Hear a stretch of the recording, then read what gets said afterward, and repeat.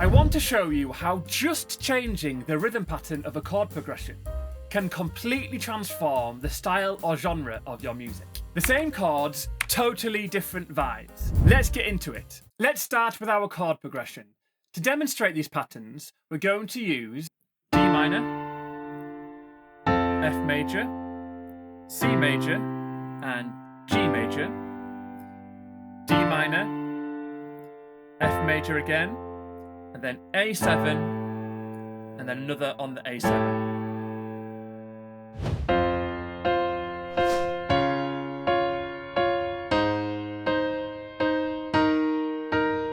First up, we've got the high energy pop rhythm, which is used all the time in pop music, and you'll hear it in songs like All of Me by John Legend.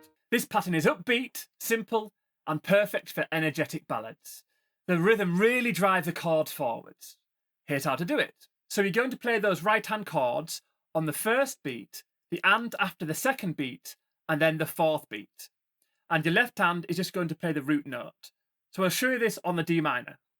1 and 2 and 3 and 4. And again, 1 and 2 and 3 and 4. And now a bit faster. 1 and 2 and 3 and 4. 1 and 2 and 3 and 4. So then if we apply that to the chord progression, you'll see how it adds the energy and momentum that's common in pop music.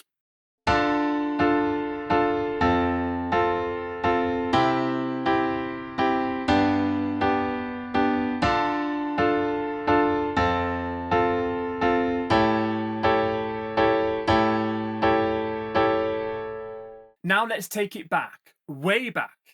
Think Beethoven's Moonlight Sonata.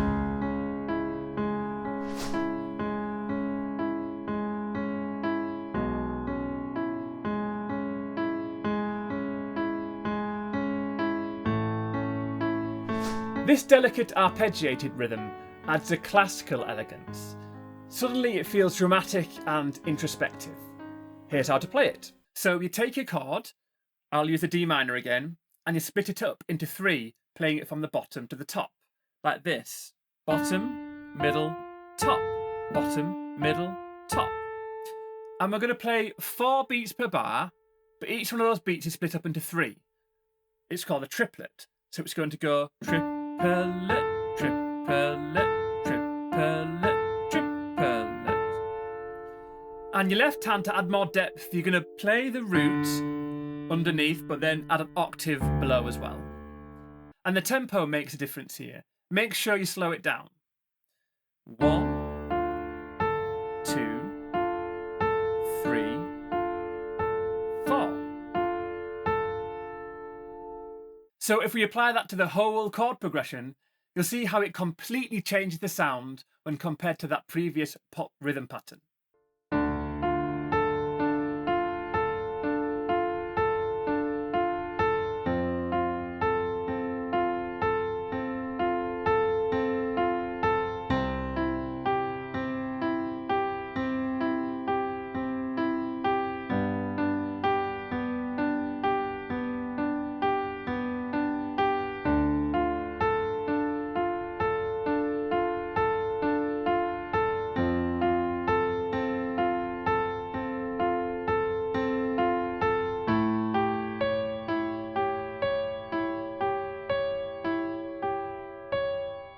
Let's switch it up with a reggae or ska vibe.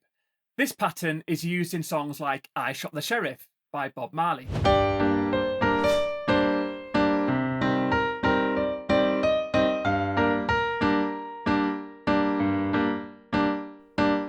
To create this effect, you play an offbeat rhythm. This means playing in between the main beats. So if you're playing 4 beats per bar, your right hand chord need to play on the ands in between the main beats. And your left hand plays on the first beat, like this. On the D minor chord, 1 and 2 and 3 and 4. And that's all it is. So listen to how our chord progression suddenly changes to a reggae vibe if we apply that pattern to it.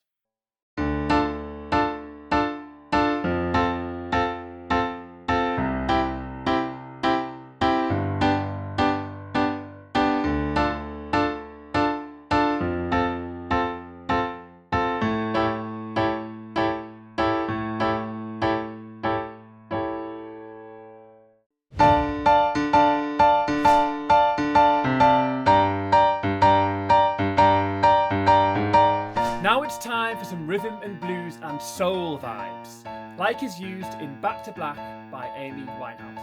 To create this type of sound, you need syncopation in your left hand, whilst bringing your right hand chords up to the high end of the piano for that standout chordal rhythm. So we'll start off by moving the chords up an octave in the right hand. In the left hand, you're going to play it on the first beat of the bar and then do the offbeat rhythm on the and in between. But what makes the difference here is applying a swung rhythm to those beats. So rather than counting with a straight rhythm, which is 1 and 2 and 3 and 4 and, you'd go 1 and 2 and 3 and 4 and. So the first beat, the main beat, is longer than the and. You can think of it like a horse trot. 1 and 2 and 3 and 4 and. So then if you apply that to the left hand, you'd go 1 and 2 and 3 and 4 and 1 and 2 and 3 and 4 and. And the right hand chords are going to play on all of the main beats. So together you'd go 1 and 2 and 3 and 4 and 1 and 2 and 3 and 4 and. And one more thing, you can create a sense of movement in the left hand by adding passing notes at the end of the bars. So if you're playing on a D chord and you're going to move to an F chord, what you would do is it's D to F. You can move up or down one step on the piano towards the chord you're moving to, like this. 1, 2 and 3 and 4 and. Then to the F. 1, 2 and 3 and 4. So to the C next, you go step down to the C and then onto the C chord. 2 and 3 and 4 and so on. If we do that for the whole progression, it sounds like this.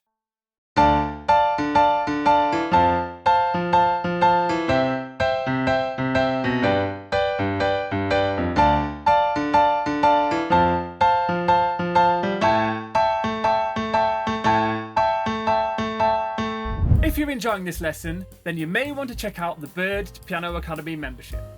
So rather than jumping from one random lesson to the next, it will save you time with structured courses that will teach you step by step in short, bite-sized lessons.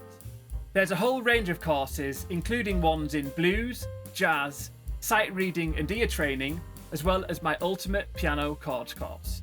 If you want to find out more, I'll leave a link in the description below.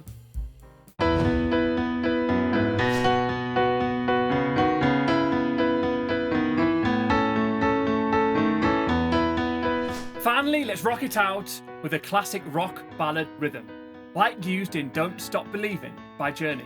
This one's got real momentum and energy and works great for sing-alongs. To get this effect, you need to create a rocking pattern between two higher notes and then jumping down an octave to a single note below, rocking backwards and forward between them. For example, on the D minor chord, you take the bottom of the chord, which is the D, and you can put it up an octave here, and then choose two of these higher notes here. So I'm going to choose the A and the D, and then the thumb on the D below, and then just rock backwards and forward between them.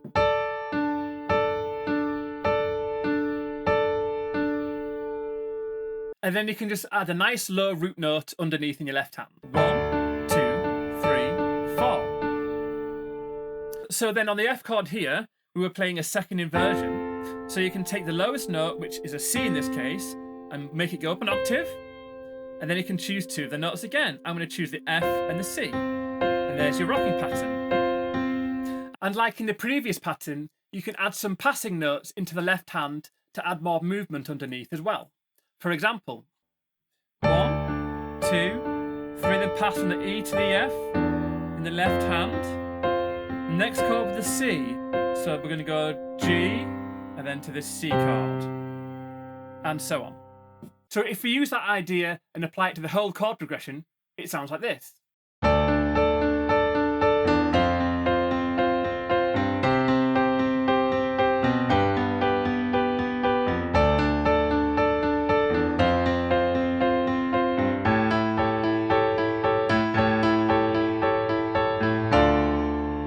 So there you have it, one chord progression, 5 different styles, just changing the rhythm pattern. If you found this video helpful, then this one will show you how you can use chord patterns to convey different emotions.